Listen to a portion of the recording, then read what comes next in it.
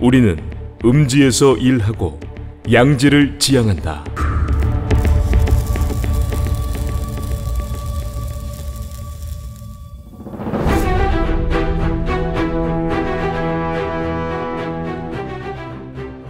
(1961년 5월 16일) 새벽, 육군소장 박정희와 5.16 주체 세력은 서울로 진입하여 주요 시설을 장악했고, 그들은 이내 대한민국 새로운 권력으로 떠오르게 되었다. 또한 그들은 5월 16일 오후 8시를 기해 전국의 지방의회를 모두 해산시키게 된다. 지방자치뿐만이 아니라 농협의 조합장 선거를 비롯한 자치적인 성격을 띠고 있는 것은 모두 폐지시켰다. 그들의 이유는 자치단체는 정치적 낭비라는 점에서였다. 이후 자치단체의 빈자리 상층부는 모두 군인들로 채워지게 된다. 당시 빈자리를 대신한 군인들의 계급은 중령에서 준장까지였고, 그들의 나이는 34살에서 41살까지 청년에 가까운 나이의 군인들이었다. 그리고 기존의 정치를 대체하기 위해 새로운 정보기관 창설을 위한 움직임이 있었다. 5.16 이틀 후인 5월 18일, 핵심 주체였던 김종필은 648기 동기인 3명의 중령을 불러 미국의 CIA와 일본의 내각조사실을 절충한 정보수사기관을 만들 것이라 말하게 된다. 이에 5.16 주체 세력이었던 이영근 등이 중앙정보부법 법률 초안을 잡게 되었고, 10년간 군 법무관 생활을 마친 신직수 변호사가 법조문을 완성했다. 무소불위의 권력을 갖고 있던 중앙정보부는 이렇게 시작되었다. 중앙정보부의 특권이라 할 수 있는 점은 바로 수사권이었다. 중앙정보부의 수사권은 검찰의 지휘를 받지 않고 오히려 검찰을 지휘하고 관리하도록 한 점과 중앙정보부의 업무 수행에 필요한 협조와 지원을 전 국가기관이 해주도록 한 점이었다. 김종필은 5월 28일 당시 국가재건 최고회의 부의장이었던 박정희에게 법안 결재를 올리며 중앙정보부 창설의 필요성과 그 이유 그리고 배경 등에 대해 설명했다.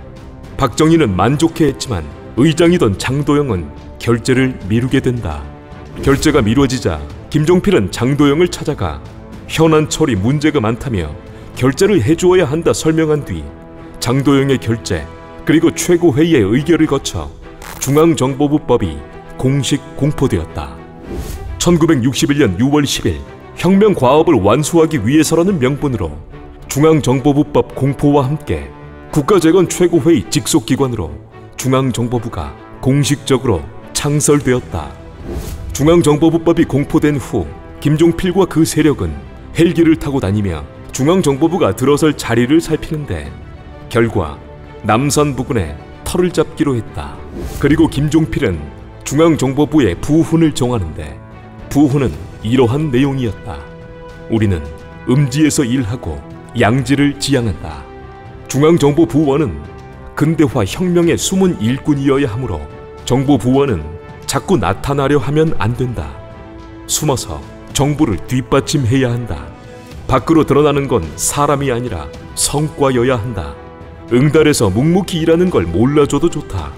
우리가 만든 정보를 국정 책임자가 사용해서 국가 발전에 이바지하면 그게 바로 양지를 위해 사는 것이다. 국가 안전 보장에 관련된 국내외 정보 사항과 범죄 수사를 비롯해 군과 정부, 각 부서의 정보와 수사 활동을 감독하며 국가의 타기관 소속 직원을 지휘하고 감독하는 막강한 권한을 갖고 중앙정보부는 이렇게 태어나게 되었다. 그야말로 정보기관이자 수사권까지 갖고 있던 어디에서도 볼 수 없던 정보기관이 탄생된 것이다. 박정희와 김종필의 구상에 따라 창설된 중앙정보부는 초대 부장으로 김종필을 임명하며 5.16 주체 세력인 648기생들이 중앙정보부 내의 계급인 부장과 차장, 국장과 과장 등을 독식하다시피 했고, 이렇게 5.16 주체 세력이 국정 중심 세력으로 등장하게 되었다. 그들은 이후 국정의 모든 걸 전담하는 그야말로 정부 위에 존재하는 비밀 정부로 군림하게 된다. 중앙정보부 요원들의 선발은 방첩대와 정보국, 첩보부대, 헌병대, 경찰 등의 당시 수사기관에서 착출되었다. 5.16 3년 만인 1964년 중앙정보부는 약 4만 명에 가까운 부원을 거느리므로 막강한 권력기관으로 자리잡게 된다. 당시 미 대사관의 말에 따르면 중앙정보부는 한국 속의 한국이라기보다 한국 위의 한국으로 군림했음을 전하고 있다. 일각에서는 1964년 중앙정보부 요원의 수는 37만 명에 달했다고 주장하고 있다. 남한 인구의 10% 정도가 중앙정보부와 직간접적으로 관계를 맺고 생업에 종사하며 주민들과 지역의 동태를 감시하고 정보를 수집하는 한편 신분을 위장한 채 음지에서 여론을 조성하는 활동을 했다는 것이 거번 매콤에게 책에도 실려 있었다. 이처럼 많은 인원의 중앙정보부 요원은 상당수 민간인들로 채워졌다. 이들은 정보 요원이라는 자기 신분을 감춘 채 생업에 종사하며 주변 동태를 감시하고 그 결과를 기관에 보고하는 역할을 맡게 되었다. 또한 이들은 암암리에 정부의 시책을 홍보하므로 주위의 여론을 정부에게 유리하도록 조성하는 등의 역할을 수행하기도 했다. 군사정부는 이처럼 곳곳에 정보 요원을 배치하므로 국민의 일거수일투족을 감시했고 통제하는 한편 보다 상급의 전문적인 요원들은 학원과 각종 문화단체를 비롯한 사회적으로 영향력 있는 기관에 공개적으로 드나들며 국민들을 회유하기도 했었다. 중앙정보부 요원의 개입은 다방과 술집에 이르기까지 국민의 생활 속 깊게 침투하여 광범위한 활동을 하게 된다. 중앙정보부는 이후 공화당 사전조직, 4대 의혹 사건을 비롯하여 정치활동규제법 제정, 각종 선거와 전당대회에 이르기까지 그들이 개입하지 않는 부분은 없을 정도였다. 또한 단순히 정부의 정책을 비판하는 시와 수필, 소설조차도 반국가단체의 주장에 동조했거나 적을 이롭게 했다는 이유로 처벌의 대상으로 일삼기도 했었다.